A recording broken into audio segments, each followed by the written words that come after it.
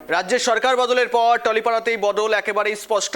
বহুদিন পর টেকনিশিয়ান স্টুডিওতে প্রবেশ করলেন পাপিয়া অধিকারী। প্রবেশ করে গঙ্গাজল ছিটিয়ে টেকনিশিয়ান শুদ্ধ করলেন পাপিয়া অধিকারী।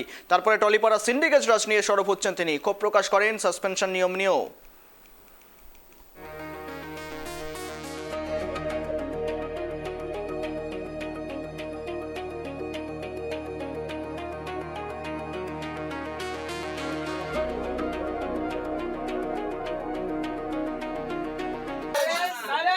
আমি গঙ্গা জল দিয়ে স্যান্টিফাই করলাম, পবিত্র করলাম। বহু চোখের জলের অভিশাপ, বহু চোখের জলের দুঃখ স্টুডিও চত্বরে চত্বরে অতৃপ্ত আত্মা হয়ে ঘুরে বেড়ায়। সবাই কাজ পায়, সবাই কাজ পাবে, প্রত্যেকে কাজ পাবে। আলাদা করে সুপারস্টারের কোনো তকমা এখন এই মুহূর্তে দেওয়া যাবে না। এখানে কাটমানির একটা সিন্ডিকেট চলছিল, একদম খোলা চিঠায় আমাদের এটা দিতে হবে। কাটমানি সিন্ডিকেট এখন থেকে বন্ধ, ব্যান সাসপেনশন বন্ধ, এসব আর চলবে না। কোনো আইনে নেই কাল থেকে তুমি সাসপেন্ডেড।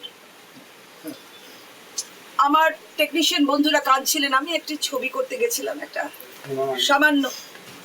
সামান্য আমাকে বললো, দিদি এই দোলটা তুমি করলে খুব ভালো হয়। এরকম না রে, আমার সত্যি সময় না, দিদি করো। আমি গেলাম, হঠাৎ এই খোকস ব্রাদার্স, আমি নাম দিয়েছি, আমাকে জায়েন্ট কিলার বলে সবাই, আমি রাক্ষস খোকস নাম দিয়েছি। কারণ তারা মানুষের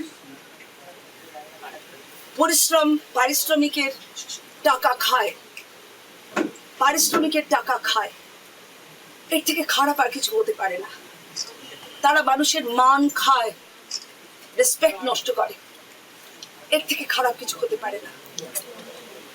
সেই ছোট ভাই, তার গুন্ডা হঠাৎ এসে, আমি এতদিন শুনেছি, আমি কোনোদিন দেখিনি, এই বন্ধ করো, এই তোমরা সাসপেন্ডেড। সেখানে অনেক বড় বড় টেকনিশিয়ানস রয়েছে। বাসির আহমেদ জির ছেলে। আমাকে বলা হয়েছিল ক্ষমতা থাকলে আমাদের হয়ে কথা বলবেন, তারপরে আসবেন। আমি আপনাদের বিপক্ষে কথা বলে আপনাদের মাথার উপর এসেছি, আপনাদের হারিয়ে এসেছি।